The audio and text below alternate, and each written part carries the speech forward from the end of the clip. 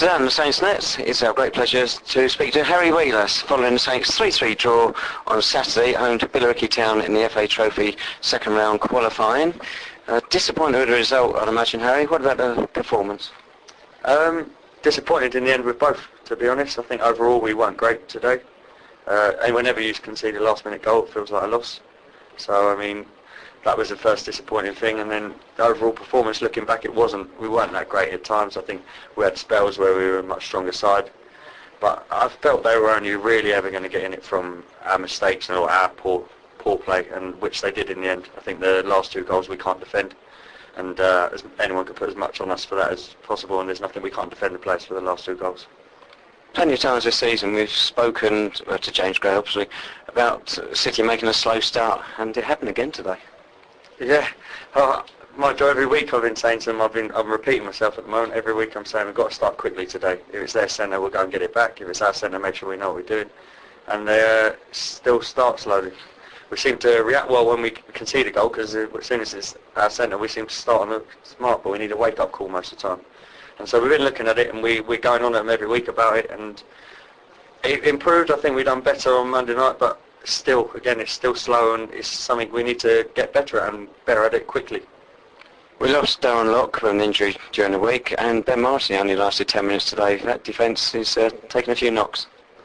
Ben before the game did a non-fitness test, felt he was all right.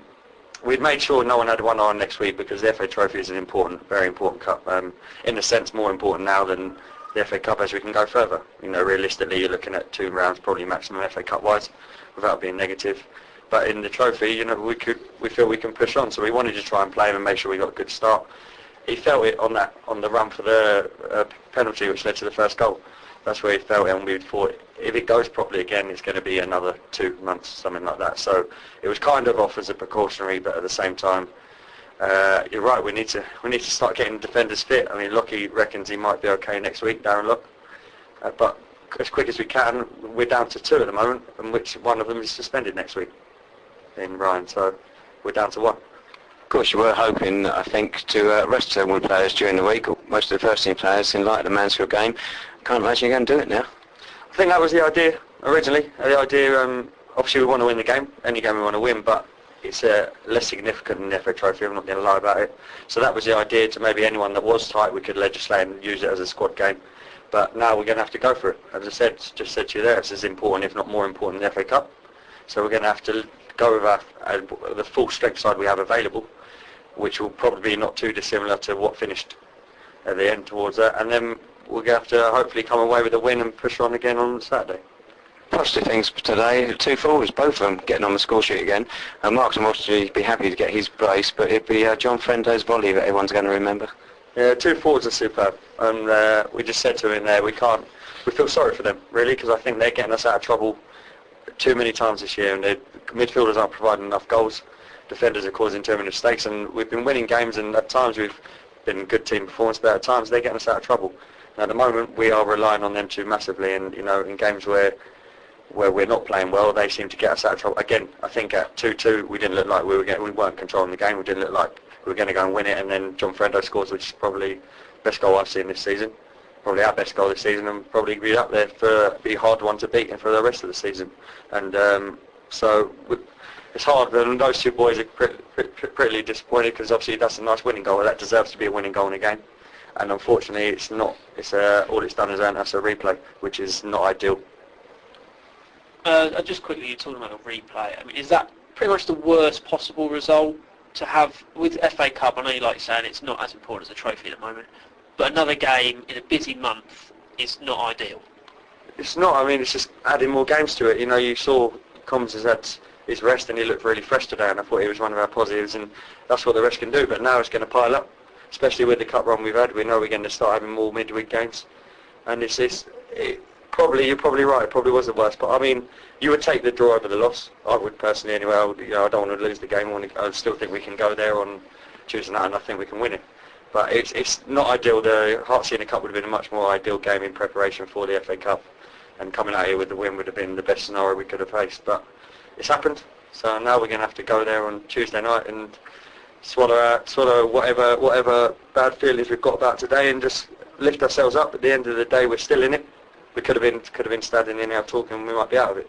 So the positives are still in it, and it's not like a league game where they've scored last minute. We've just dropped 2 points.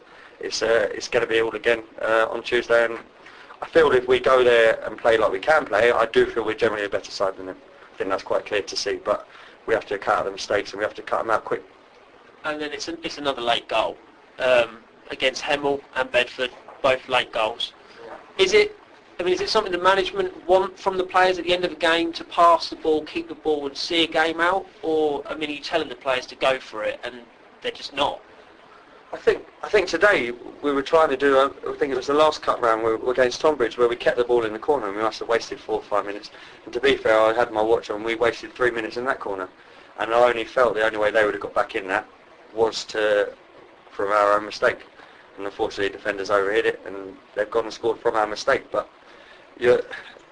we felt today, I think it was the right scenario, especially with their their player on the side. They had 10 minutes, right scenario to keep the ball at that point. We had a man advantage, and we felt we would just keep it and run it down. And for them to go and score that, we can't legislate for that. That was the only way I felt they would get back in the game. And unfortunately, we've done it again. The Hemel one was a little less defendable. More defendable in terms of a scramble in the box last minute when you throw everyone up. That happens. But today's, as I said, is totally undefendable.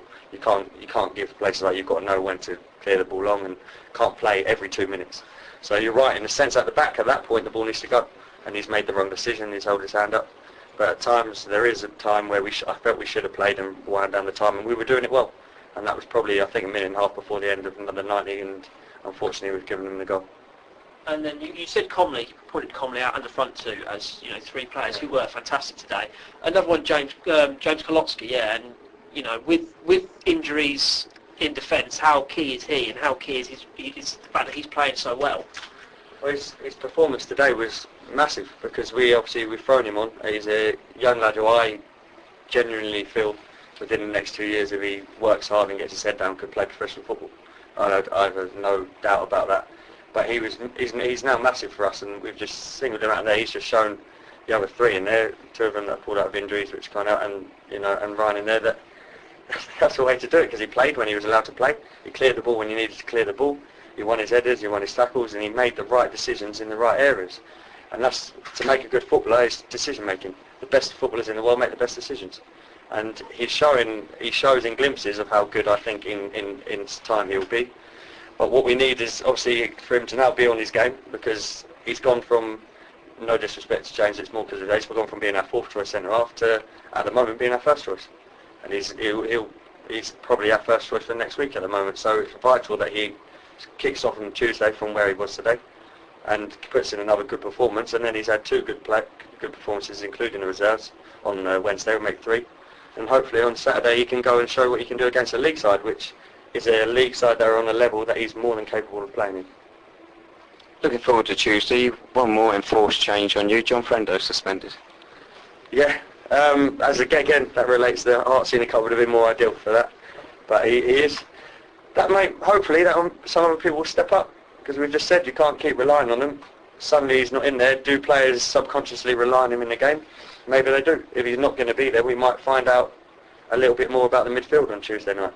Maybe they're going to start pushing on, get goals for themselves on Tuesday. You never know, a midfielder might win it for us.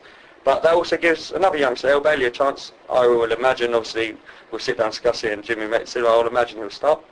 And he's more than capable at this level of doing a job as well.